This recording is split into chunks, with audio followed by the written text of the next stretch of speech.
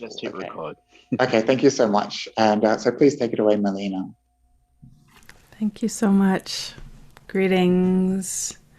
In my tradition, we say, Dear Thai, Dear Sangha, not only acknowledging the teacher I've received transmission from Thich Nhat Hanh, but all the teachers in the whole Buddhist lineage. And I like to extend it to all of the spiritual teachers and lineages that we carry, because they tend to be quite pluralistic, and wanting to name them to really welcome, as well as our land and the indigenous ancestors and our familial ancestors, but also all of our spiritual and religious ancestors are really welcome.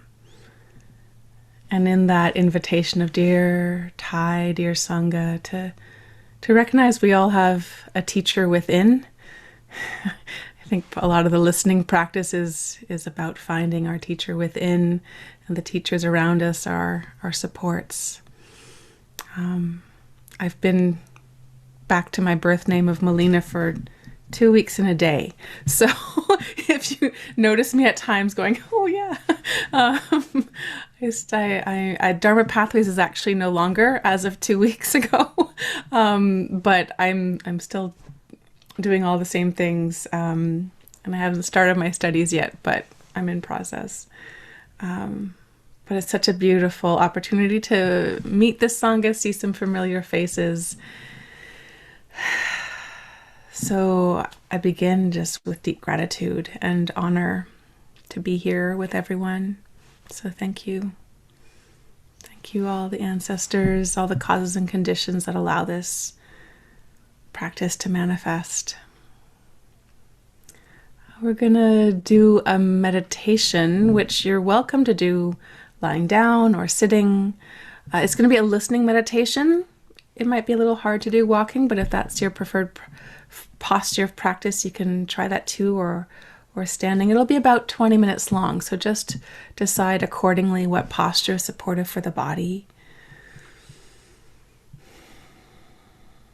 If your eyes being open or closed, one feels more supportive than the other, please do what brings wakefulness and ease.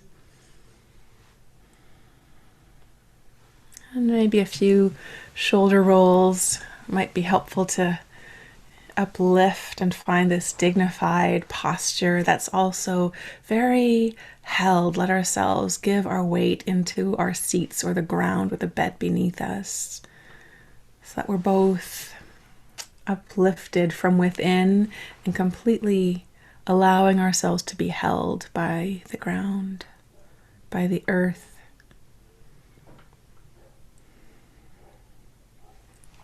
You might want to take a few deep breaths, letting the rib cage stretch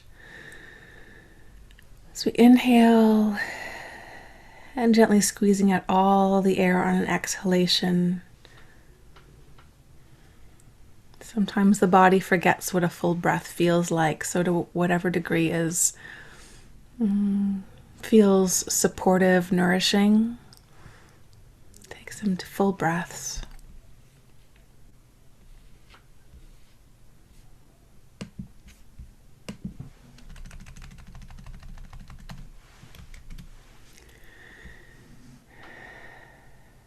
And I'll invite 3 sounds of the bell. Already a listening practice, even though Zoom is not always the most ideal transmitter of the sound of a bell. See if it's possible to just listen to the sound, and if other thoughts arise, they arise, and they will pass, and we just keep inviting attention to rest in the listening to the bell.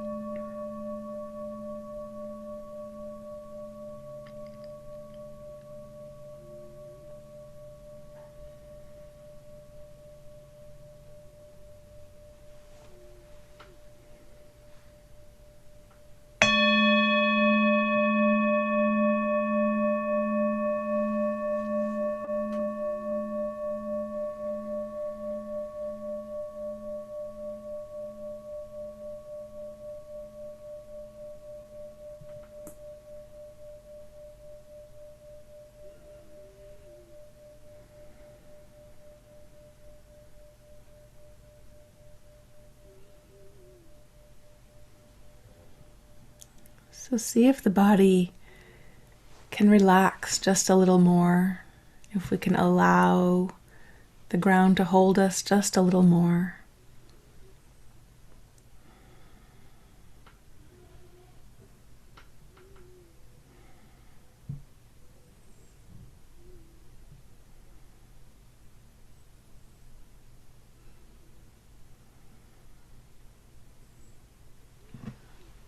Noticing what physical sensations are present, not searching for every single detail, but just a general soft opening to what's showing itself in the field of physical sensation.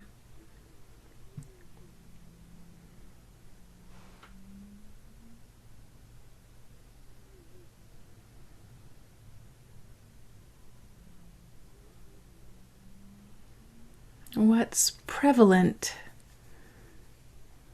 presents itself in the field of thoughts and emotions, and we aren't looking to catch every little bit or force anything special to show itself, just checking in to see how are we showing up, what's coming in with us. Can we meet it as it is with a clear comprehension? This is tension, anger, tiredness, joy, tingling, warmth.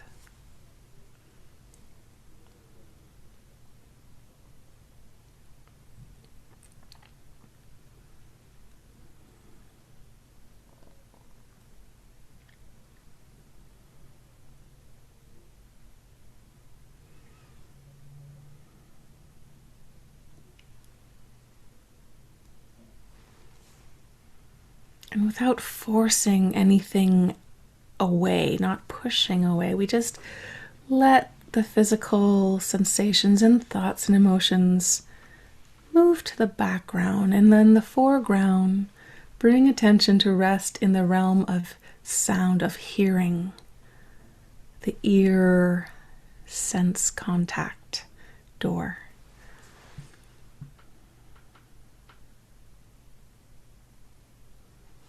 Letting sound, letting hearing come into the foreground.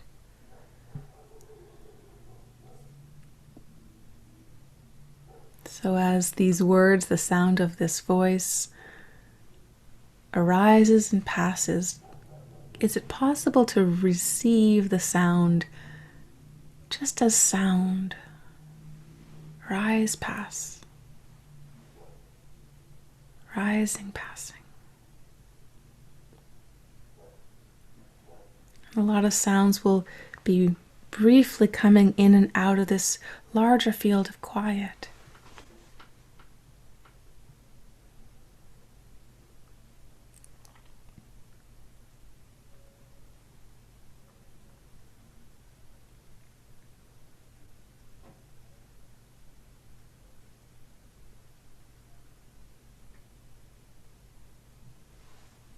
There may be subtle sounds like refrigerator running or cars driving outside. There's still tiny little changes in those sounds, but it may be more persistent sound. And we just notice it, and as the brain is likely identifying names and labels and images to the sounds, can we soften that tendency to identify sound? Simply receive the arising and passing.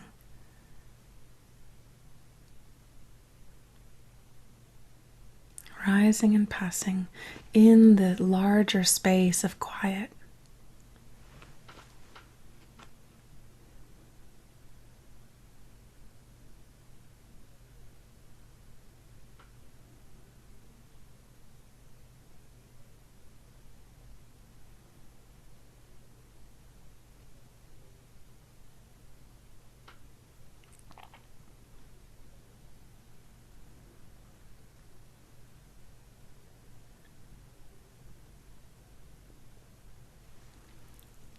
And when there are periods without sound, attention might rest in the attentiveness to hearing, or if you have a anchor of focusing on breath or body sensations or any other anchor that you usually work with, please go ahead and let attention rest in your anchor. And then when sounds arise, noticing them purely as sound, noticing the arising, the fading away, the space.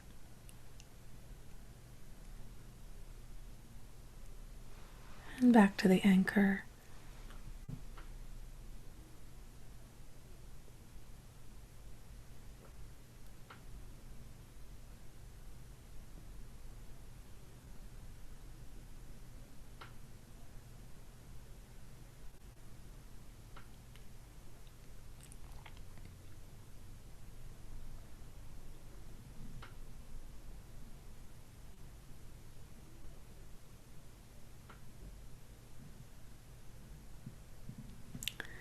And when thoughts and sensations arise that take us away from the anchor or the sound, it happens. It's not a problem. Can we let awareness receive these wanderings with the same open, spacious, receptive awareness?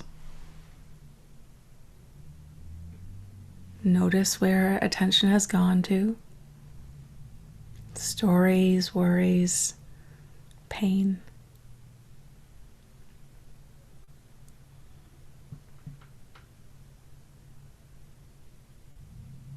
Easily inviting attention back to sounds as they arise and pass.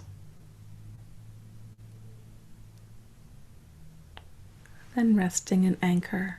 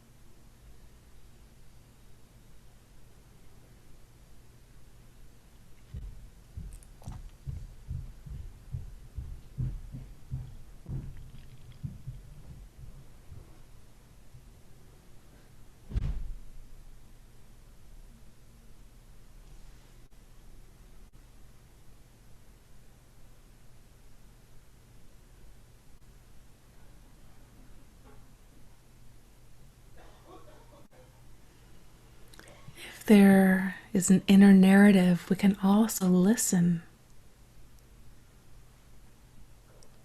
to the stories being told, to the plans being made, memories being repeated in the inner narrative, and listen.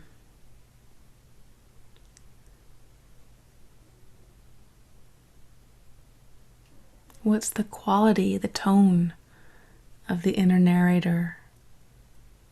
Can we recognize that with the spaciousness and receptivity? Perhaps finding a harshness or a gentleness to the tone of the inner voice.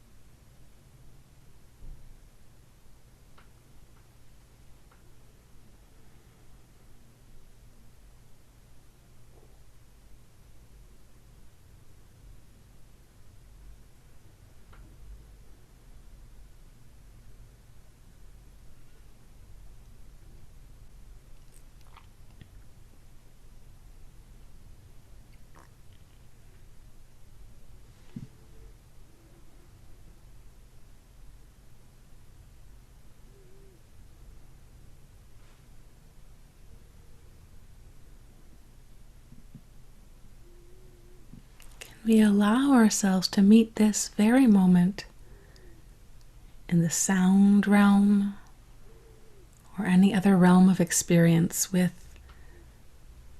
this intimate clarity and boundless kindness. No need to resist or push away this moment's experience.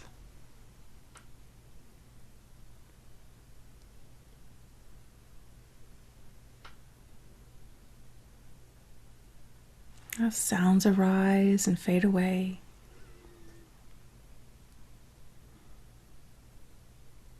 arise and fade away in this larger realm of quiet.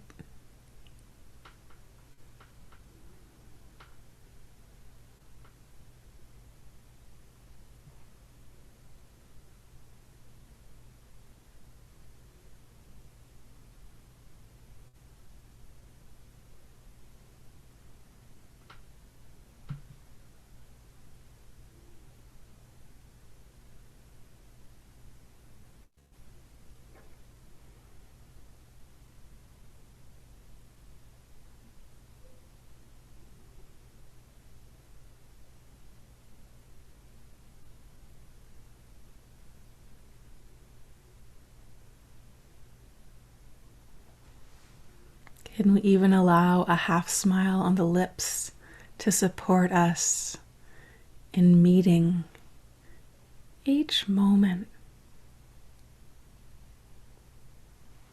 with this kindness? Not forcing anything, just gentle enough to uplift, to brighten, if it feels supportive.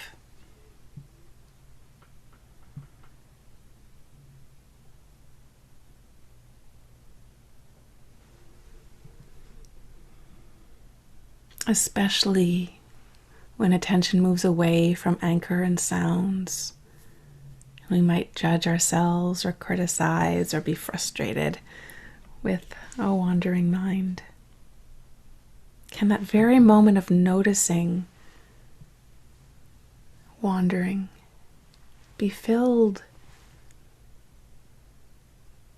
with kindness, with non-resistance, with absolute welcome? And from the freedom of the welcome, return gently to the anchor, the sounds, the breath.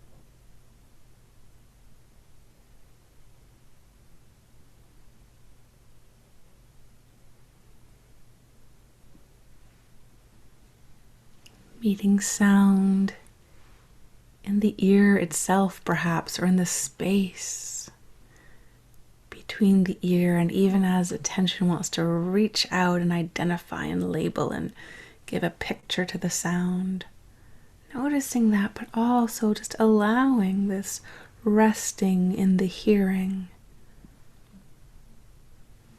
resting in the vibrations in the eardrums, receiving sound with just enough wakefulness to stay present and enough easeful relaxation to not add anything extra.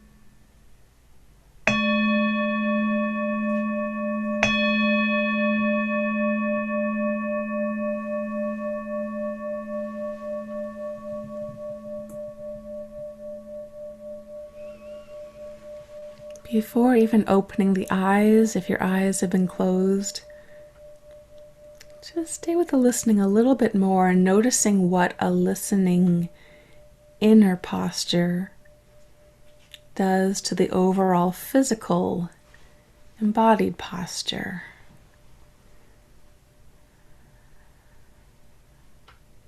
And see if it's possible to open the eyes gently and also just receive sight through color and form, but staying in soft focus for a little bit, with also this open, receptive attention to sound.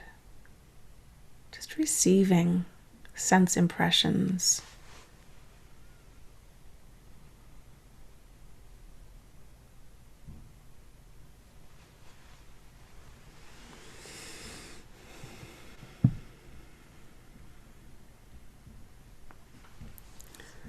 So thank you. Some of you may have done listening meditation before. For others, it might be newer or new. So thank you for being willing to experiment. It's also a really fantastic practice for cities, buses. You never need a quiet place to meditate once listening meditation becomes part of the skill set or the toolbox. So I want to bring in listening not just as a technique of formal meditation, but as a way to attune the heart into the energy of Dhamma, of practice. And I want to start with a little passage that I like. Let me just make it a little bigger so I can read it. In the 80s, there's a story that Dan Rather, who was an American news anchor at the time, interviewed Mother Teresa. And at one point he asked, what did Mother Teresa say in her prayers to God? And she answered, I don't say anything, I listen. And so Dan asked her, well, what does God say back? And she said, with his smile and confidence, oh, he just listens. And that image, I heard that I think for the first time 10 or 15 years ago. And for some people, prayer is not a word that resonates. And I fully appreciate that. But this image of being in a listening presence with whatever one's beloved, divine, cosmic, Mother Earth energy, in this attentive but fully receptive state, for me, I realize really speaks to what we're cultivating in practice. There's some degree of effort that is needed to stay attentive to hearing, to listen. You can't be completely distracted. But as long as one's ears have enough health to hear, or there's, hearing aids enough to bring in some degree of clarity of sound, not much more effort than that is needed or helpful. And the simplicity of how much effort is needed to listen is quite analogous with how much energy is needed to be present to anything, to anyone, to any state of heart-mind. There's a little bit of effort, but there's a lot of easefulness, actually, because if we're trying really hard to listen, we might actually miss the subtleties of what's not being said, right? Or, but there's a very relaxed version of energy that I feel the quality of listening really gets to the heart of it. And I found that years ago, and it has stayed with me, learning to listen as a metaphor for learning to be present, learning to meditate in all the broadest sense of the term. That I feel this little conversation between Mother Teresa and the news anchor embodied. I particularly have been in a time of listening because I actually left Blue Cliff Monastery, the last center I was in 4 years ago, which has sent me on this long journey of discernment. Where's my home? What am I called to? Because monastic path was very much a calling. I'd never felt I chose it rationally or consciously. It happened. I stopped pushing it away at some point. And then at another point it changed. I was called out, and yet I wasn't quite sure what that meant. And so the attentiveness, this listening to life's messages, listening to perhaps voice of ancestors, voice of the Buddha and the teacher, the lineage, however we want to imagine or not imagine what we're listening to, there's still an aspect of listening, this receptive, attentive quality that has become really the heart of my practice in these last few years. And so that's where I had listen, love, trust became my mantra a number of years ago, the three of them together, which is what I'm wanting to share this evening or morning or midday or middle of the night. I see Jacques at least in the middle of the night.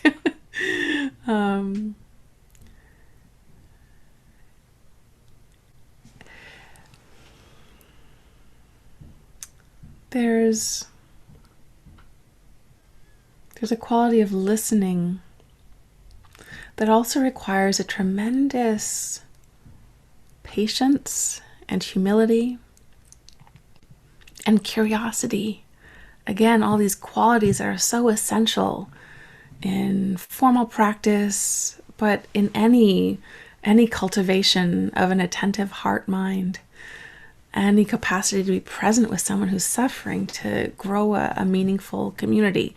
We need these qualities of humility and patience and curiosity that for me, listening still kind of sums this up. We aren't avoiding action, but we aren't jumping in. We're okay, how much can I open to more, and from this listening space there's also whether we want to say information or guidance or action that comes from this listening space that is very different from the strategizing analytical mind. And it's not that we need to turn off analytical thought, but that type of thinking tends to be so overemphasized, overdeveloped, and it's quite a training. It can be quite an effort to open to a different kind of wisdom, a different kind of inner knowing, if we want to use that word.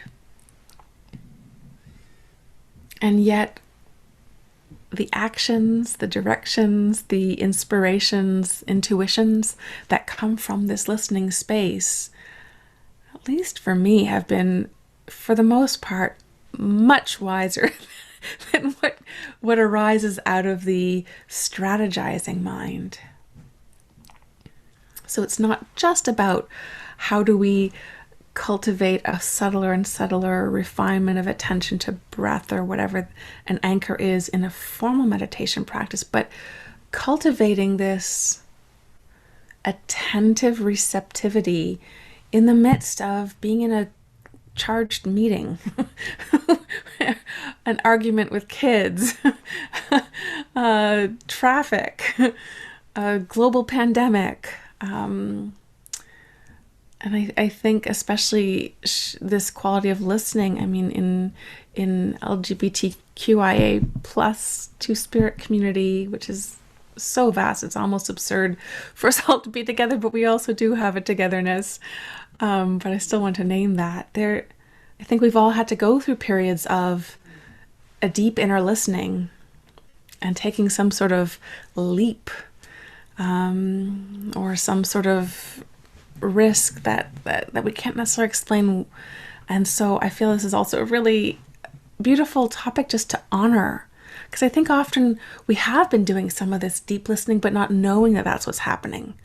and maybe feeling conflicted about it or unsure, and then getting lost in messages from society or from family, especially if one was raised in a more fundamentalist religious tradition.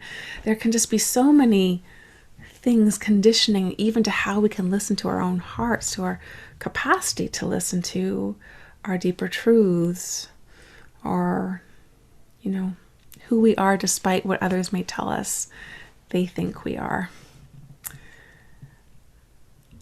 So I'm also, wanting to bring this focus of listening to honor the deep listening that is so much a part of an LGBTQIA plus experience.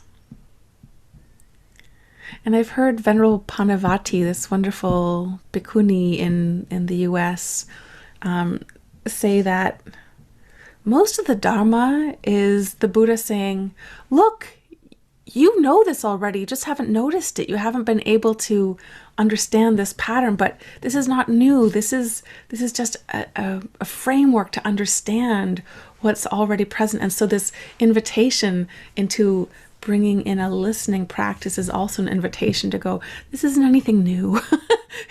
It's just a frame that might not be familiar. But when we can recognize, oh, this is already a capacity that I've been growing, maybe without even knowing it, it's an invitation, it's a possibility to turning what could sound like learning something new into rather a recollection of appreciating how this is already something we all have some degree already experienced. We already have some capacity with this. And I find these two words of receptive attention or attentive receptivity a really powerful way to go, okay, wait a minute, I know a bit about receptivity. I know a bit about attention. And just like I think part of the beauty and profound wisdom of all the noble truths, but especially the third noble truth, my understanding that it's not just about lifelong cessation of dukkha, discomfort, dissatisfaction, suffering, but also about recognizing the very small moments as they arise, because we've already all experienced them, these moments. We just might not have noticed them. So I'm going to come back to this, but I want to go through the order of the listen and then the love. There's many reasons why love would be a key word in practice. And I have benefited enormously from formal metta practices, and I imagine a number of you might have as well. And some people don't really resonate with the formal practices, so I want to name that and welcome that experience as well. But something clicked for me a few years ago when I heard that, I'd heard it before, but it finally came through. A translation of metta, not just as kindness or loving kindness or friendliness, but non-aversion, non-ill will. Total absence of aversion is love. And at first when I heard that, it came, I think specifically, what I've been told, I could be wrong, is that in Burma, the Burmese vernacular translation of metta translates to non-ill will. That's the whole term. And it just got me thinking, wow, what would it be like to constantly say practicing non-ill will, practicing non-aversion, which I used to think of as this sort of neutral state, like, okay, get rid of the aversion and come to neutral, whatever that means. But realizing that complete release of aversion, complete cessation of ill will is actually this very flush, generative, warm, for me it's a very overflowing kind of state. was such a transformation in my formal sitting practice, in my overall life practice, my way of showing up, of like, wait a minute, what seems like neutral might actually just be a subtler version of aversion. Because that's what I started finding, was that if I wasn't actually connecting to what could be called love, there was actually usually some degree of aversion of the moment's experience, inner judgment, outer criticism, outright anger and hostility, shame, who knows what. And recognizing that was painful, but liberating, because it completely changed my sort of set point of what I was and am attuning to. Yes. And this combination of listening and loving, for me, is not just cultivating a warmth inside, which is so important, but checking over and over again, am I really meeting this moment with this listening attention, or am I resisting and trying to change it and manipulate and fix and get rid of it, or keep it? And it became, again, this shorthand of checking in with, is any of the three poisons, the greed, aversion, and delusion, are any of those present? And that letting love be a way of attuning to see, well, if there isn't a warmth, a connectedness, a sense of broad spread care, if that's not actually being experienced, there probably is some greed, aversion, delusion present. And to even be kind in that noticing of, wow, didn't realize I was quite so stuck in greed in this moment. Thought I was kind of neutral, but once I started looking, there's a lot. And to be kind in that moment is actually the strongest transformative quality. The word acceptance gets thrown around a lot in Dharma, as well as, self-acceptance as a queer is the term that I use both for my sexuality and gender expansiveness, but I know it's not everyone's word, but for me it's my home word, or name. And accepting one's queerness, one's gender and sexual orientation that might be different from what was taught as acceptable, is such a big part of our community, of our journeys, that may not be complete, may not ever be fully complete. But what does that even mean? It's so easy to hear this word so many times without really tuning into, well, what does this mean for me and my experience? And when, again, acceptance, I started understanding that as an inner state of acceptance is this complete non-aversion. It has specific nuances when we have been marginalized because of our identities, racial identities, gender identities, socioeconomic identities, so many versions, particularly present in our community. And that even in the moments when we can find, oh, there's another part, I thought I was very accepting of myself. There may be parts of resistance, parts of shame, parts that are just so habituated from what we've received, that this, like, okay, well, what if love was what I was growing towards, cultivating, as opposed to trying to get to a neutral. That might be a version of self-acceptance. That for me started to become a lot more generative. It started showing me more places of blockage, of non-acceptance. So again, like all these heart qualities, they're purifying practices. They don't always feel good in every moment.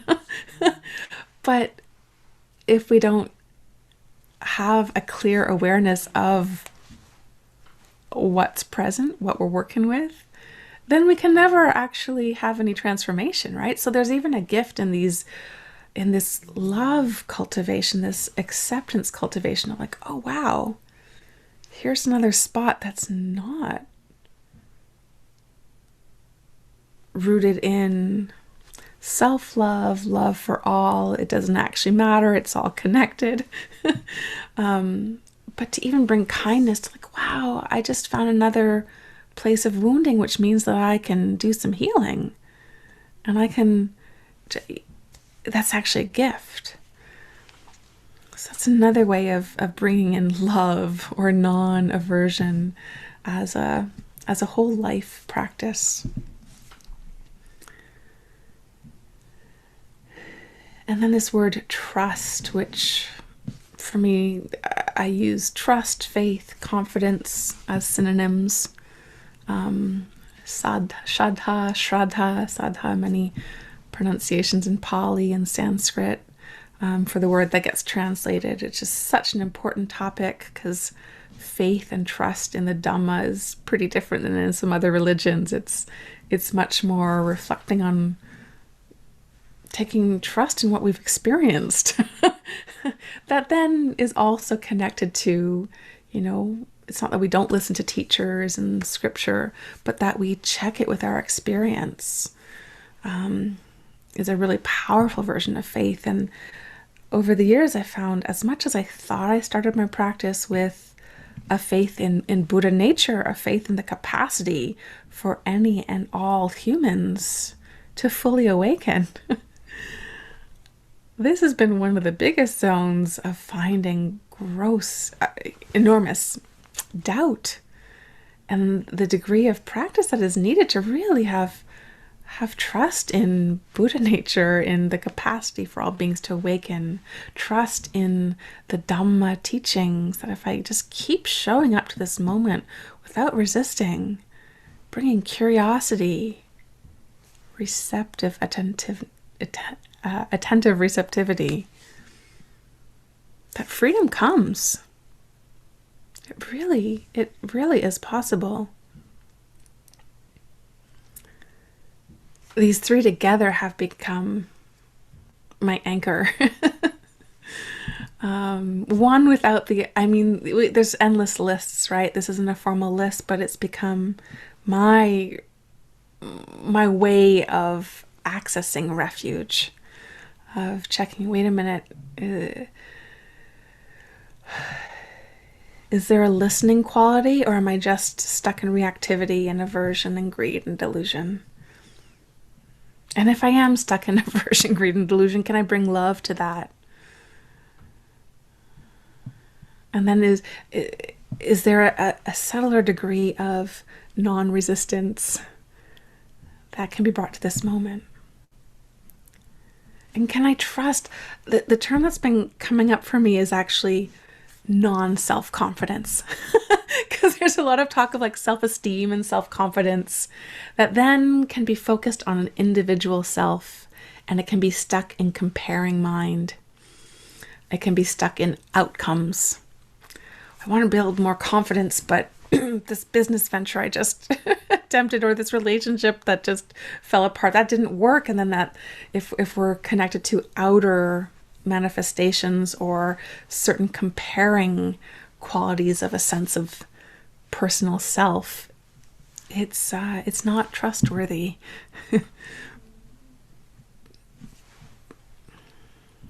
But I've been finding the word confidence and trust is so essential to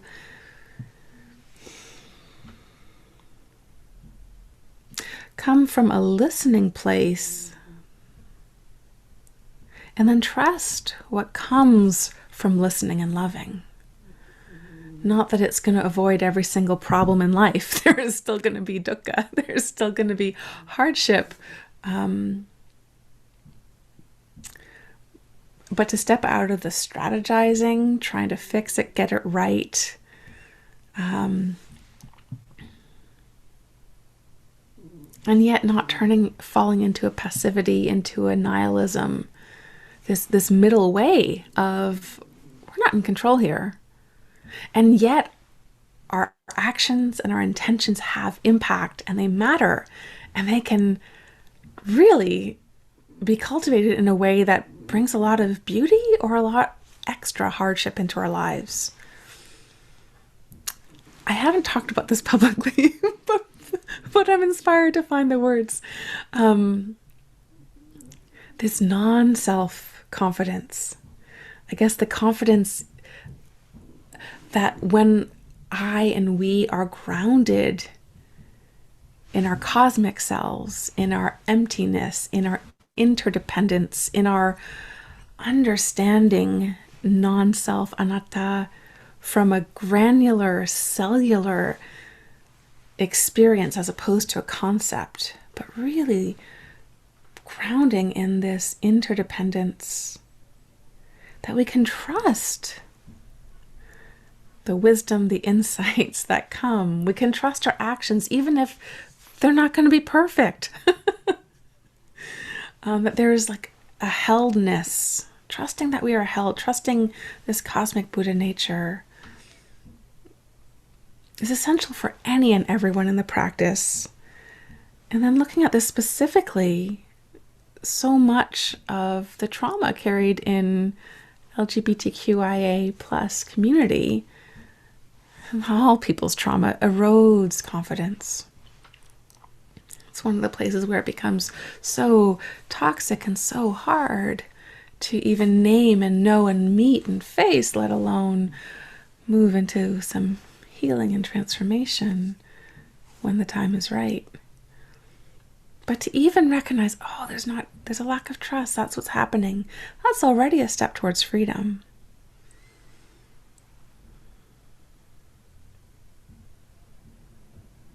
And there's something about this term non-self-confidence or non-separate self. Confidence in this collective state of being human. For me, it also speaks to softening the sense of a separate self, because the strategizing, trying to fix it, control things, or tune out, fight things, those are all very solidified senses of selves that that act in these ways, right? It's not even that it's something to criticize, but to recognize, oh, that's a painful state of heart mind. Trying to hold ourselves as separate, even though we're so used to it. There's also, there's a tension to it. There's a discomfort to it.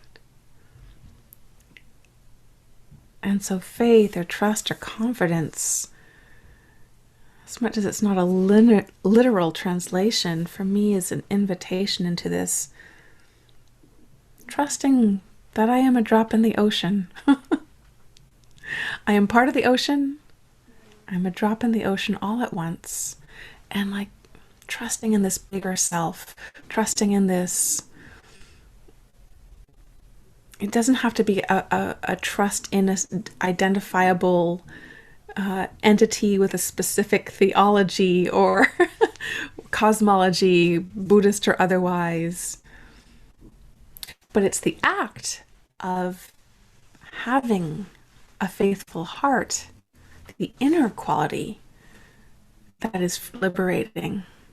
That I think, again, my experience in what I've called queer community, there can be so much hurt from religious institutions, whatever our backgrounds and current experience, that there can be a sense of rejecting the larger sort of the larger cosmological elements, and yet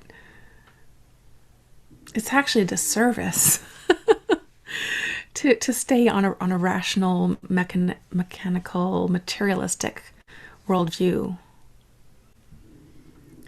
And it's truly my wish that in queer LGBTQIA plus two-spirit community, that we can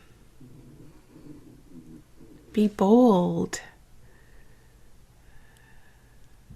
to neither be trapped by the toxic narratives that have harmed us, nor trapped in the rejection of toxic narratives, and thus rejecting anything on the vast, expansive, mystical side of things that is actually a very free state of heart mind. We deserve this.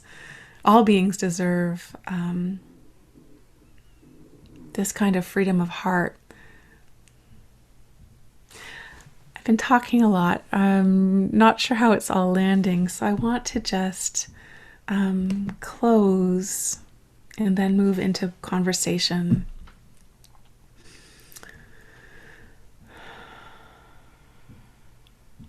A little passage from a Mary Oliver poem called Entering the Kingdom. The dream of my life is to lie down by a slow river and stare at the light in the trees, to learn something by being nothing a little while, but the rich lens of attention. To learn something by being nothing a little while, but the rich lens of attention.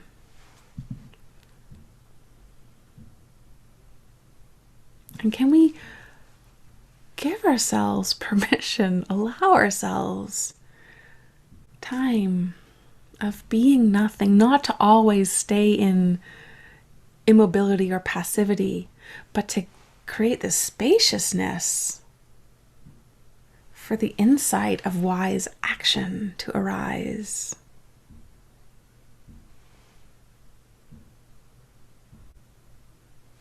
I think it's the medicine we need right now. So thank you for this listening. I'll invite 3 sounds of the bell for a settling. It's a bit of digesting.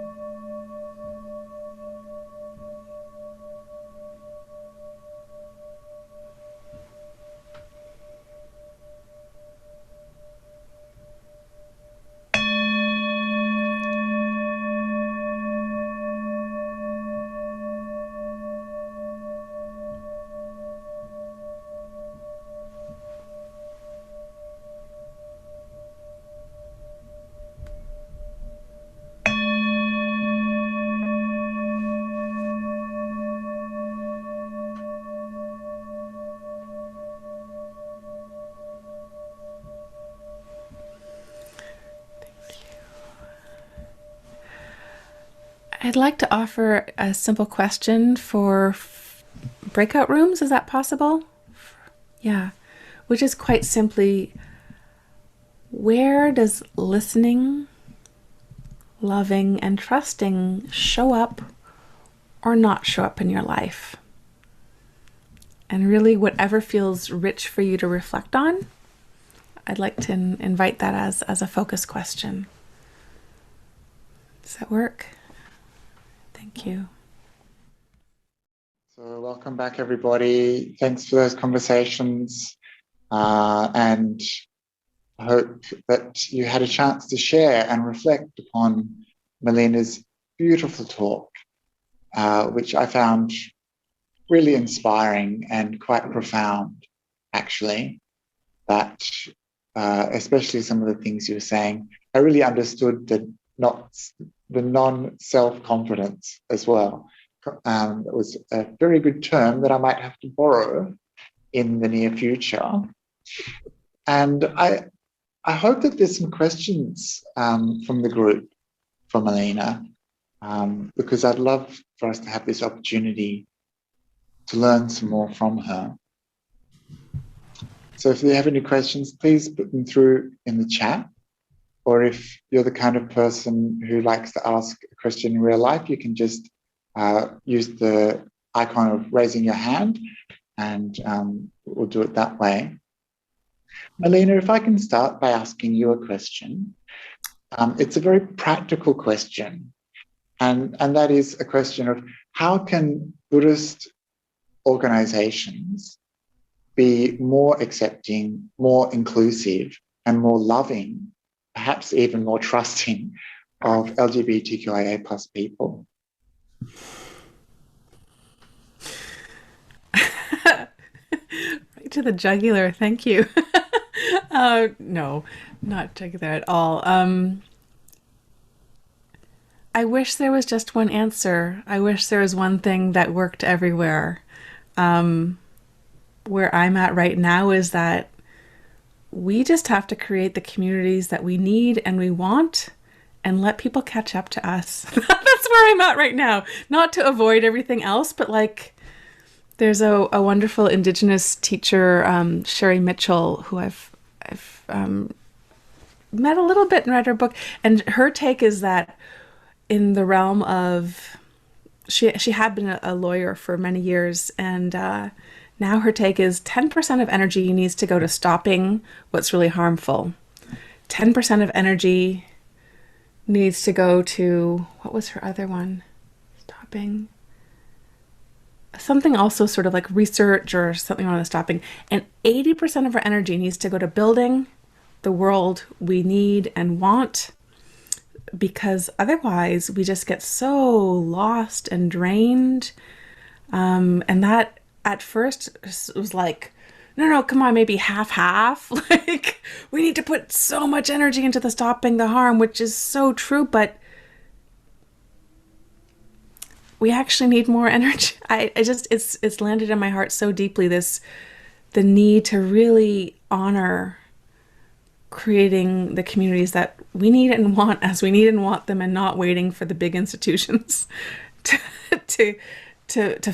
figure it out. And I also have tremendous trust that when there is when there's a community of people practicing in a way that has genuine freedom in it, other people notice. And the sort of more mainstream groups or the more traditional, I guess I saw that a lot in the monastery. There was a lot of hesitation in most of the monastic community that I lived in to try new things. But when someone went off and did something, or there's another place that they're just like, oh, wait a minute, that worked really well. Sure, we'll try it, you know?